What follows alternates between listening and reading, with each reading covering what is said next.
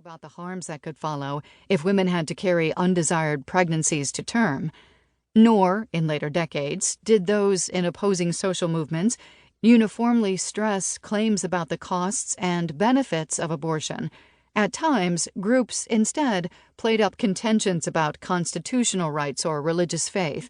Some activists, like clinic blockaders, consistently rejected claims about the costs and benefits of abortion.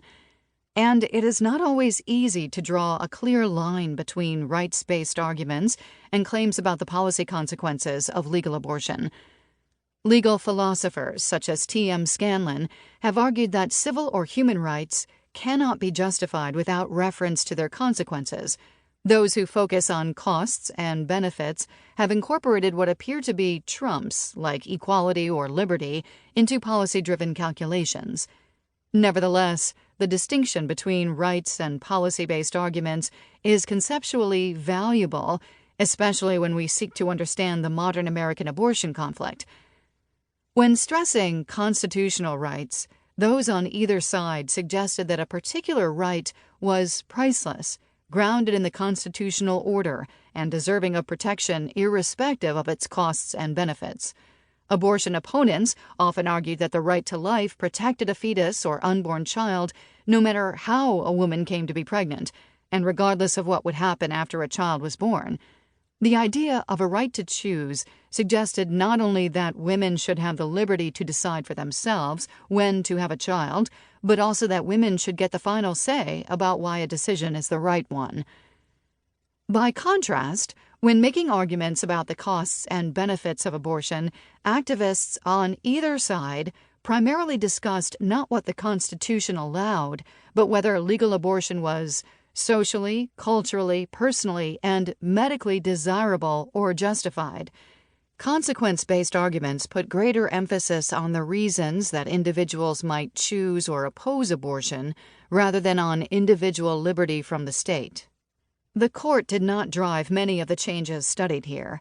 Between 1977 and the present, Supreme Court decisions did shape strategy in important and sometimes unpredictable ways. But many sincerely believed that the costs and benefits of abortion mattered as much as the rights at stake. Even when those on opposing sides made calculated strategic decisions, their arguments are worthy of study. By taking seriously claims about the consequences of abortion, we can gain perspective on how legal and political conversations have changed in the decades since 1973. We can better understand why clashing activists believe that women need, or should not have, a right to end a pregnancy. We can gain a fuller perspective on the state-by-state battles that would begin if the court overturned Roe and the cases following it. And we can recognize that the abortion debate reflects a larger set of often unnoticed social and cultural transformations. How and when did the terms of the abortion debate change, and what has it meant for the larger abortion conflict? As soon as the court handed down its decision in Roe, American pro-lifers championed a constitutional amendment that would ban abortion outright. But when the campaign stalled in the mid-1970s, lawyers working with organizations like the National Right to Life Committee, NRLC, and Americans United for Life, AUL, proposed a temporary solution: incremental restrictions that made abortions harder to get. Lawyers like James Bopp Jr., a conservative Indiana attorney, and Victor Rosenblum, a liberal Jewish law professor from Illinois, worked to draft model laws, statutes intended to serve as a blueprint for other states and cities. These regulations required a different defense than the absolute prohibitions pro-lifers had long defended. After all, many of these statutes, such as abortion funding bans, did not clearly advance a right to life since they did not outlaw a single abortion. Instead, these laws created various obstacles that women had to overcome.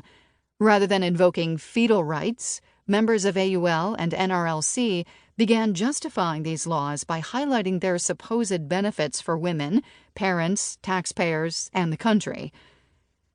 At first, in the late 1970s, despite the objections of some non-white and socialist feminists, the leaders of groups like the National Abortion Rights Action League, NARAL, and the Planned Parenthood Federation of America primarily argued that the new abortion restrictions violated